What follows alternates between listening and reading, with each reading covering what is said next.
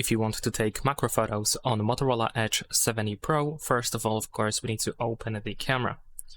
Now over here in the camera, you should be able to activate this flower over here, which is the macro mode.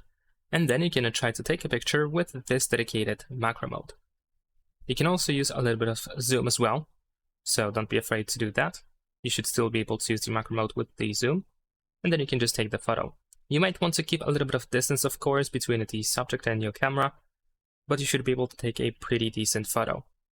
What you can also do is, instead of using the dedicated macro mode, you can just simply take a little bit of distance between the subject and your phone, and then use a bit more zoom. Of course, you don't want to use too much zoom because you will definitely lose focus. And you can also see that if you zoom for above 3.5x, then we also switch lenses, which might be also very difficult to take a decent photo. So usually you want to keep the zoom value to something like 3.5x.